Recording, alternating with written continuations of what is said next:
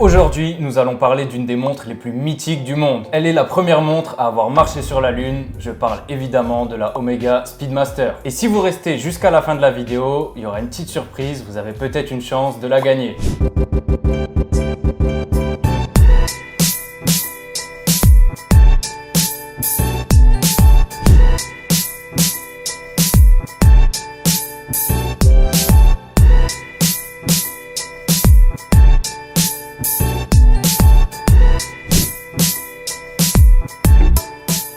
Bonjour à tous et bienvenue sur Orlo & Co. Aujourd'hui, on va parler d'un modèle mythique, la Omega Speedmaster. Mais comme vous avez pu le remarquer, je ne suis pas tout seul aujourd'hui, je suis avec Julien. Donc tu peux te présenter, dire ce que tu fais là et pourquoi tu es là. Ok, salut Paul. Salut. Donc, merci de me recevoir. Donc, moi c'est Julien, j'ai 28 ans, je viens de Strasbourg et je suis le fondateur de Le Garde-Temps, une marque de vêtements dans l'univers de l'horlogerie. Ok, parfait. Alors comme vous pouvez le savoir, la Omega Speedmaster est la première montre à avoir marché sur la Lune, mais elle n'a pas été spécialement créée pour cette occasion. En effet, cette Omega est sortie en 1957 et c'est seulement quelques années après que la NASA a choisi cette montre pour la mission Apollo 11. La Speedmaster n'a pas été choisie au hasard. En effet, la NASA a testé plusieurs marques de montres, 4 pour être précis, et après des tests extrêmement poussés, c'est la Omega Speedmaster qui a été retenue pour équiper les poignets de Neil Armstrong et Buzz Aldrin. La NASA avait besoin d'une montre extrêmement robuste et pour ça, les tests étaient vraiment poussés,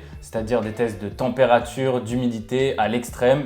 Et évidemment, la Speedmaster a fait ses preuves. Le 20 juillet 1969, la fusée de la NASA a l'uni et on retrouve la Speedmaster sur le poignet d'un des deux astronautes présents lors de cette mission, sur le poignet de Buzz Aldrin. Mais Apollo 11 n'est pas la mission où la Speedmaster a le plus servi, on va maintenant parler de la mission Apollo 13. En 1970, durant la mission Apollo 13, la Omega Speedmaster a sauvé la vie à ses astronautes. Premièrement, le décollage s'effectue et ça commence déjà à partir un petit peu en cacahuète. On a un des moteurs qui est défaillant. Bon, ça ne pose pas plus de problèmes que ça. L'expédition suit son cours plus ou moins normalement. 2 jours plus tard, les 3 astronautes présents à bord de la fusée entendent une explosion. Un des 2 réservoirs d'oxygène vient alors d'exploser. Des alarmes retentissent. Les astronautes prennent alors contact avec les ingénieurs restés sur Terre et c'est de là que naîtra la fameuse phrase « Houston, on a eu un problème ». La mission d'aller sur la Lune est alors abandonnée. L'objectif est de retourner sur la terre ferme. Les ingénieurs font des calculs et arrivent à la conclusion qu'il faut continuer vers la trajectoire de la Lune pour pouvoir ensuite la contourner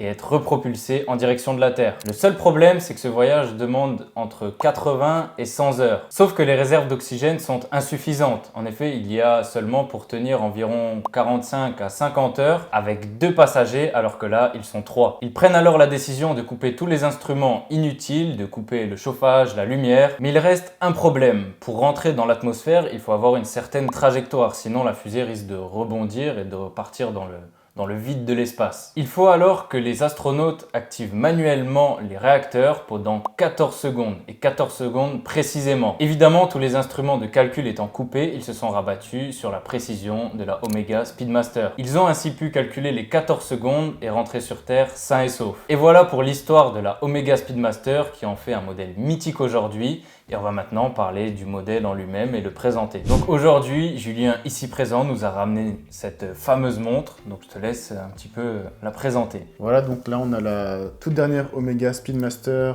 Exalite. C'est le modèle qui allait sur la Lune, donc avec le fond plein. Tout comme à l'époque, quoi. Tout comme à l'époque. Quasiment. Oui, quasiment du coup, parce que c'est bien sûr le mouvement coaxial de chez Omega.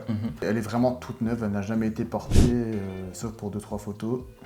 Ouais. Et elle est full set, donc toutes les boîtes, etc. Donc avec les factures, il y a tout. Donc vous vous demandez peut-être pourquoi il y a cette Omega Speedmaster neuve sur cette table.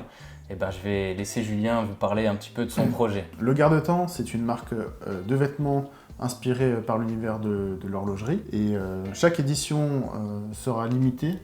Chaque collection du coup sera limitée. Il y aura à chaque fois un textile numéroté sur tant et tant d'exemplaires. Donc là, on va parler de la première édition qui est du coup l'édition To The Moon en rapport avec la Omega. Donc tous les t-shirts sont numérotés sur 1969 exemplaires, donc pour faire un petit clin d'œil à l'année de l'alunissage. Et en fait, chaque t-shirt est une participation à au concours du coup, pour gagner, remporter du coup la Spin Master. Donc le garde-temps, il y aura plusieurs collections. Donc, comme je l'ai dit, la première c'est l'édition To the Moon avec la Moonwatch, et chaque édition fera un clin d'œil à l'histoire d'une montre, et il y aura toujours une belle montre ou plusieurs à gagner avec un beau vêtement Plusieurs. en édition limitée.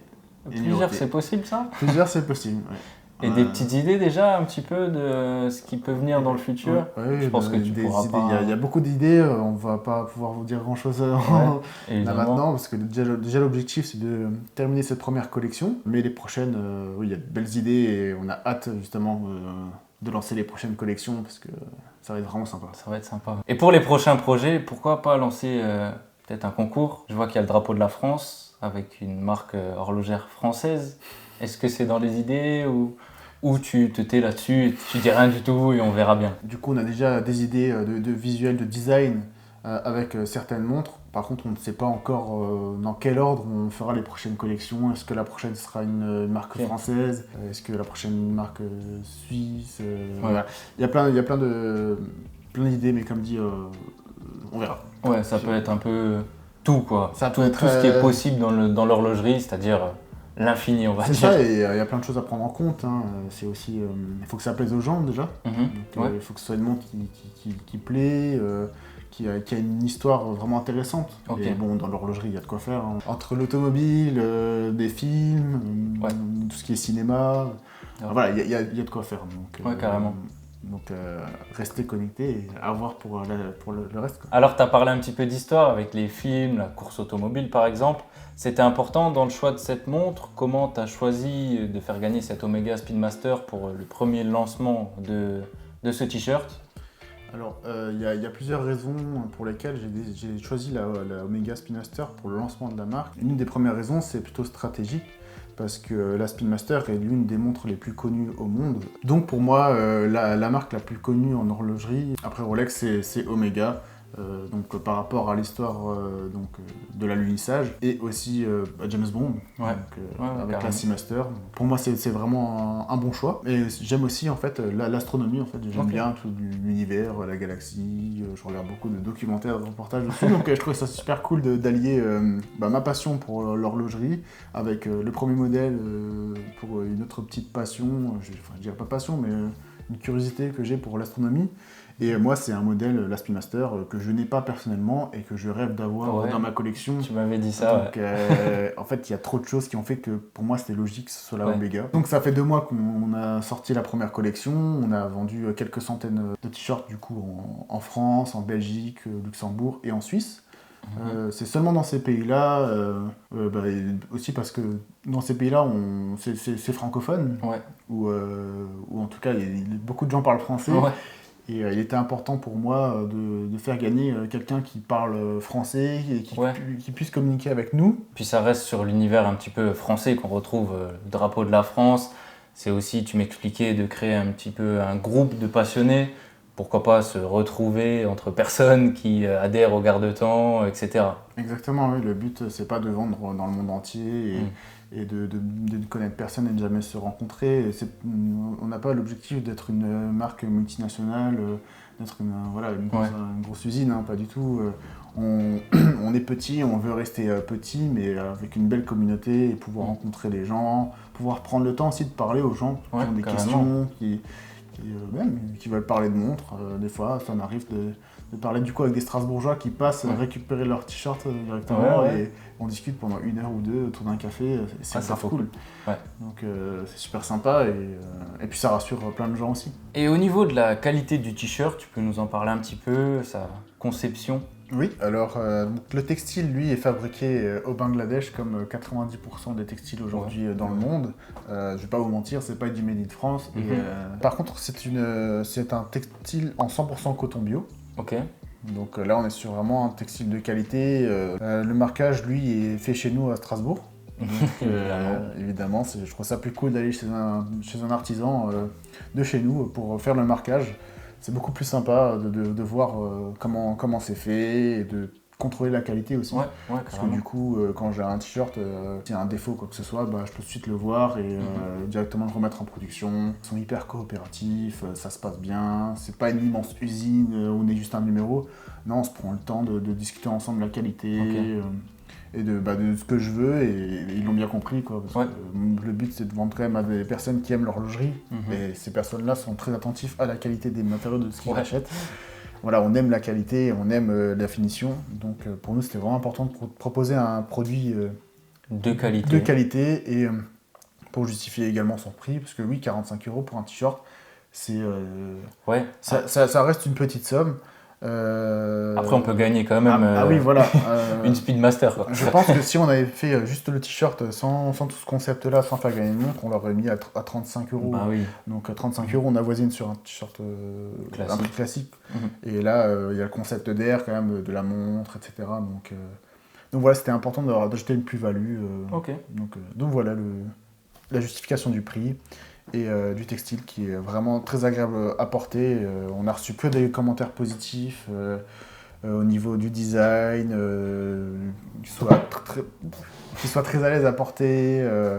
Voilà, que des bons commentaires. Donc, voilà. Et tu m'avais conseillé de prendre une taille différente de la mienne. Oui. Est-ce que tu peux t'expliquer là-dessus? Oui, bien sûr. Alors, il faut savoir que c'est une édition unisexe. Donc les textiles sont unisexes. Donc les tailles sont assez près du corps, donc on conseille de prendre une taille au-dessus pour être plus à l'aise. Ok, d'accord. Voilà. Ça à savoir, quoi. Voilà. Ok, parfait. Maintenant, le moment que je pense vous attendez tous, comment on peut remporter cette Speedmaster? C'est très simple, vous allez sur notre site internet, vous choisissez la taille de votre t-shirt, vous le mettez dans votre panier et vous remplissez, alors ça c'est très important, bien remplir ces informations, car c'est là qu'on va vous contacter si vous êtes tiré au sort. Par un huissier de justice. Par huissier de justice en fait. Donc ce qui se passe, c'est que quand vous passez commande chez nous, on intègre votre commande avec vos informations dans un tableau Excel qui a été fourni par le huissier de justice. Et ensuite, une fois tous les textiles vendus, on fournit notre tableau Excel au huissier de justice et là, de là, il fera le tirage au sort. Ok. Donc si les informations, le numéro de téléphone est mal renseigné, on ne pourra pas vous contacter correctement. Ouais. Donc c'est vraiment important de bien renseigner ces informations et voilà. Ok, parfait. Il n'y a rien de plus à faire pour pouvoir participer. Un t-shirt égale une participation. Ok, nickel. Donc voilà pour cette Omega Speedmaster. J'espère que vous avez apprécié un petit peu les petites histoires, que vous aimez le concept, le projet qu'a lancé Julien. Si ce t-shirt vous intéresse, n'hésitez pas à aller voir sur le site internet. Nous, on va se laisser là-dessus, sur encore quelques belles images de cette Speedmaster. Moi, je vous dis à dimanche prochain, 18h30, pour une nouvelle vidéo sur l'horlogerie. Mais en attendant, n'oubliez pas, prenez soin de vos montres.